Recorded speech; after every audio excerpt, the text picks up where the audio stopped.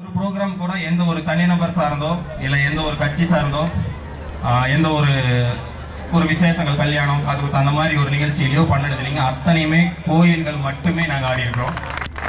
ஒரு 10 ப்ரோக்ராம்குள்ள காலேஜில் ஸ்கூலில் அந்த மாதிரி இடத்துல ஆடிருக்கோம். இன்னைக்கு உங்கள் இடத்துல வந்து நிற்கிறோம்னா எல்லாமே நம்ம பசங்க தான்.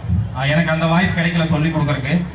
நாங்களாம் வந்து ஒரு இடத்துலையும் போய் அங்கேயே ஆடி பழகினதால வர எனக்கு இந்த மாதிரி வந்து ஒரு இடத்துல சொல்லி கொடுக்கலாம் முடியல.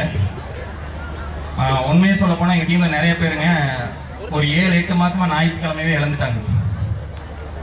ஏன்னா 6 நாள் வேலைக்கு போகிறோம். உண்மையை சொல்ல போனால் எல்லாருமே ஒரு மிடில் கிளாஸ் ஃபேமிலி தான். யாருமே இதை நம்பி மட்டும் இல்லை, இதை நாங்கள் ஒரு வியாபாரமாகவும் எந்த இடத்துலையும் பார்க்கலைங்க, கலையாக மட்டும்தான் பார்க்குறோம். அந்த 6 நாள் வேலைக்கு போயிட்டு அந்த ஒரு நாளும் அந்த வகுப்பு சொல்லி கொடுக்குறக்கு போகிறக்காக நிறைய பேர் இழந்துட்டு இருக்காங்க. ஏன் சொல்கிறேன்னா, இந்த வயசு பசங்க வந்து ஞாயிற்றுக்கிழமை எப்படி இருப்பாங்க, ஒரு விளையாட போகிறது, ஒரு கிரிக்கெட் விளையாடுறது, அந்த மாதிரி நிறையா இருக்குது.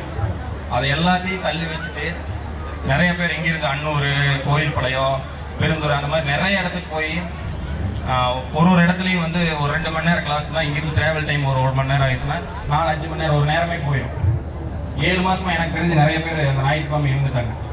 இந்த வயசில் அதை பண்ணணும்னு அவசியமே இல்லை. கலைக்காக முக்கியத்துவம் கொடுத்து நாங்கள் எவ்வளோ தூரம் பண்ண முடியுமோ அந்த அளவுக்கு பண்ணுறேங்க. முடிஞ்ச அளவுக்கு உங்களோட ஆதரவு எங்களுக்கு வேணும். நாங்கள் மட்டுமே ஆட முடியாது. அது மட்டும் இல்லாமல் இந்த 102 ப்ரோக்ராமுக்குமே மொடாமத்தால் வந்து அவங்க ரெகுலராக எங்களுக்கு அவங்க தான் அடிக்கிறாங்க. நெறிப்பரிசல் அவங்க ஊர் 1/2 மணி நேரத்துக்கு முன்னாடி எங்களுக்கு வந்து எல்லாமே ரெடி பண்ணி வைக்கிறாங்க. எந்த ஒரு சிக்கலோ எதுவுமே எந்த இடத்துலையும் வராத அளவுக்கு நடந்துக்கிறதுக்கு நாங்கள் இந்த அளவுக்கு ஆடுறதுக்கான அவங்களும் ஒரு முக்கியமான காரணம். அவங்களுக்கு ஒரு நல்ல ஒரு கைதட்டல் கொடுக்கலாங்க. அடுத்து கும்மியாட்டம் இருக்கிறனால எங்களோட வீரன் கலைக்குழுவோட கடைசி ஆட்டங்க. முடிஞ்ச அளவுக்கு எல்லாம் நல்லா கைதட்டி என்கரேஜ் பண்ணுங்க. இந்த ஒரு வாய்ப்பு மீண்டும் கிடைச்சா அவர் மாமா சொன்ன மாதிரி ஒரு 50 பேர் 60 பேர் இருந்தால் எங்கள் வீரன் கலைக்குழு சார்பாக நாங்கள் சொல்லிக் கொடுப்போம்.